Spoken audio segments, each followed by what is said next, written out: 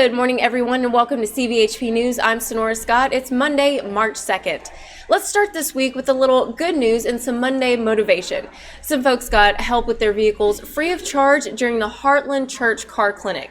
This happens twice a year, and their goal is simply to help others. Something we've presented to the leadership and a way that could really help people. One of the most important things is a vehicle, and getting your kids to and from school and getting husband and wife to work as main things. Now, all of their services are free, but you can donate to help keep the help coming. And some early voting numbers are in. These coming directly from the elections office. During early voting, 7,105 people voted in person and 1,590 sent in ballots by mail. That means a total of 8,695 people voted early. There are 67,305 registered voters in Tom Green County. You still have one more chance to vote on March 3rd, that's tomorrow. There are 19 places you can cast your ballot, and you can do so from 7 a.m. until 7 p.m. For more information on having to have ID and cell phone usage, head to our website, ConchoValleyHomepage.com. And today is Texas Independence Day, so we've got a few fun facts for you. Texas won its independence from Mexico and became the Republic of Texas in 1836. So today is his 184th birthday.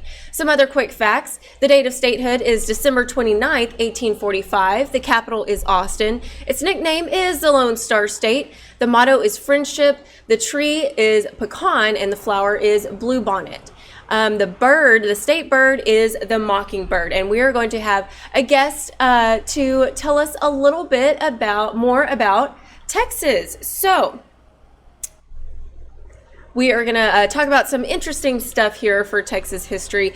Those were just a few fun facts for you, and now we are going to introduce you to Susan Ball. Welcome. How are you? Thank you so very much. I'm very fine. Great. So let's start with, just go ahead and introduce yourself. Tell the people what you do. Well, my name is Susan Ball. I'm the president of the San Angelo Genealogical Historical Society. Excuse me. And we help people find their Texas roots, their non-Texas roots, their overseas roots. We just help people find the characters that reside in their family tree. And if you've got Texas roots, then you have an abundance of characters. I bet so. So, let's talk about the Genealogical Society. You're actually looking up, because we talked a little bit about this on the phone.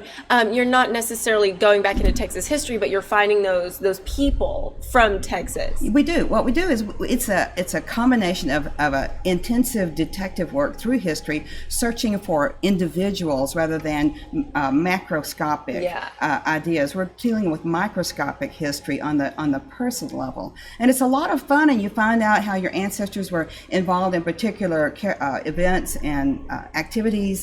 Things that they did that affected the course of history. And it's a lot of fun. That sounds like a lot of fun. So if I wanted to say, hey, I want to find out more about my family, and I come to you, what's kind of that process? Well, the process is we always encourage people to talk to their own family first. Find out, you know your parents, generally speaking, and then you might know your grandparents, but you probably don't know your great-grandparents. And so you talk to your parents about that. If your parents are still living, you talk about their parents and their grandparents, and you find what you can find out from the people who are still living. And then you delve into the records online, and it's a very active, very involved hobby that millions of people are involved in. So there's lots of records, lots of resources out there, and we show people how to trace their family back through the records and identify who they might be and what they might have been involved with. Wow. It is a lot of fun. It's very addictive. That I was about to say, I feel like the more you find out, the more you want to find out. That's it, exactly. And then when you're dealing with Texas people, I have a early Texas settler in my aunt family tree, and the stories that my grandfather told us were a little too fantastic to believe. I think is the way to put it. There were all these rumors floating around. My mom and dad got involved in genealogy, and I got sucked along with them because they wanted to know how many of the stories were true. Turned out about half of them, and it was really fascinating. My grandfather, in a burst of of youthful enthusiasm, claimed to a newspaper person in 1919 that his grandfather, that'd be my great-great-grandfather, had fought in every Texas battle. Wow. So not true. Okay. So it was no, I don't even know he sniffed a Texas battle. He was in Louisiana. Oh So, my goodness. and those are the fun things to find out. It's fun to find out if they're true. It's fun to find out if they're not, because they illuminate so much about your ancestors, not about my great-great-grandfather, but about my grandfather and his need to believe all of that, but he had no way to discover whether it was true or not. So, because that was in the in the 1960s and 50s, before things really took off. Exactly. So what do you say to those folks who are like, oh yeah, I want to find out, but I kind of don't want to find out because I like this version of the story better than I would say, don't find out. I mean, really, it's the same with DNA. Yeah. Lots of people have taken their DNA, and I used to say, oh yeah, everybody, take your DNA, you'll find out so much. Well, since then, we've discovered people are finding out things about their family structure that they did not know. Oh. And I basically tell people, mom is mom. Okay, that's a given. But if it's really, really important to you that dad is dad, don't test. Oh, really? Really. It happens maybe 2% of the time. Yeah. But out of 100 people, 2 to 5 are going to find out there's a hitch in the family tree. It could be parent, it could be dad, it could be granddad. You don't know. Yeah. And if that family structure is really important to you, don't test. Wow, that is fascinating. Yeah. But if people do want to go through that, do you help them with that? Oh yeah. Okay. We can help people understand their family. We can help them get started. We can help them understand their DNA tests, and I have discovered tons of interesting stuff through the DNA on my family. It has been fascinating. So the guy who was supposedly involved in the Texas Revolution, turns out he was a cousin to Sam Houston's wife. Oh my goodness. Yes. And there's ways. A lot of people, I feel like they maybe say, oh, there's no way to find out how this is connected, or oh, there's no way. But there is a way. There is a way. Between the records that we have available and DNA, you can almost always figure it out. I would say back 6 generations. Really? Yeah. It's really pretty accurate. Wow, that is amazing. So what is, maybe with your own family, maybe with somebody you've helped, what is the most, shocking thing that you've found or helped someone else find? Well, my parents came across this. This was a little surprise about this family, this great-grandfather who was early Texan. We came across a census record in which he was listed with his wife and the kids, and there was a young lady in the household, and we thought, oh, how sweet, he's got a nanny.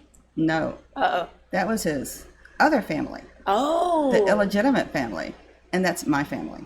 Wow. Yeah, it was a surprise, and there were siblings of my father who didn't believe it to their grave. My grandfather would never do that. Well, you didn't know your grandfather. You don't know. You don't know what the pressures were at the time. You don't know why he decided what he decided.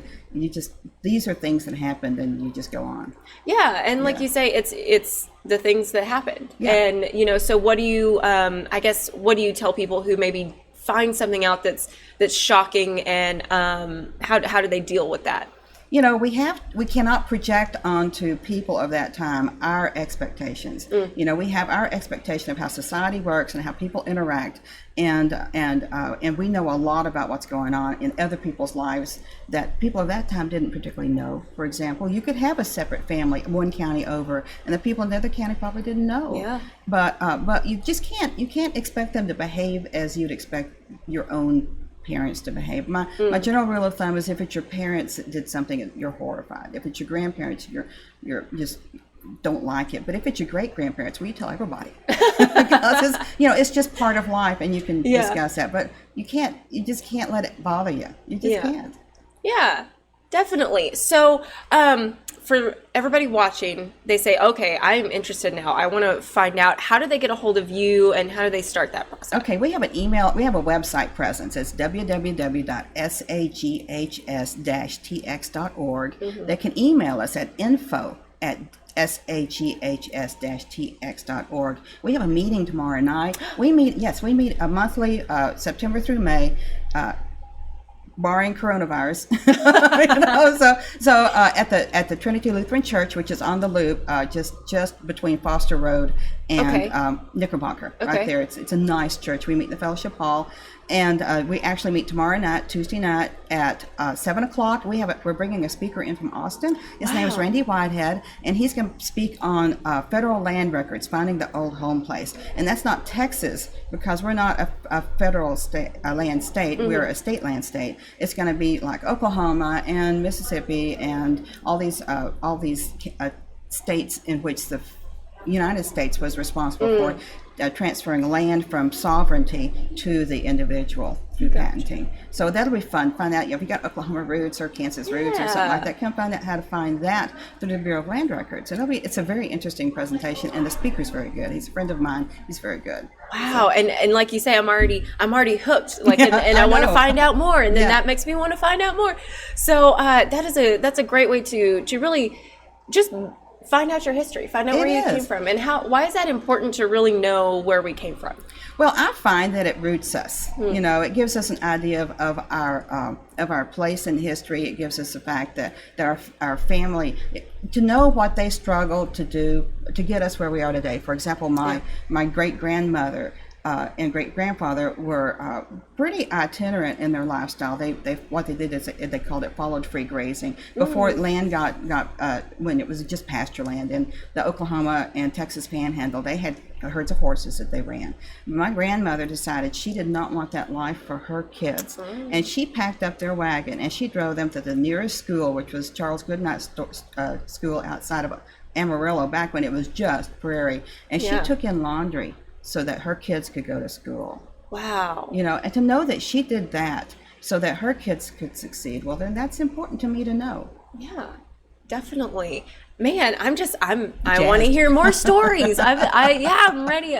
But okay, so again, you've got that meeting tomorrow night. All of our information's on our website. It's an excellent website. They can noodle around and find pretty much anything they want to know. Our meeting information is right there on the front page, and then there's a lot of stuff about things that we do. Like, we encourage people to research their Tom Green County ancestors, and we have a little pioneer certificate. We'll give people, if they submit their lineage and a small fee, then we'll give them a certificate and honor that settler in our publications. That is so cool. It is, yeah. That is so cool. So a great way to find out your history, get connected to now even, and just trace it all the way back. You said 6 generations, most likely. Yeah, through DNA you can do that. Now then, through paperwork and through hooking yourself into other DNA, other family trees, you can go back to Charlemagne. Oh. It's, the records are out there. They are. The records are out there. You just got to go through them.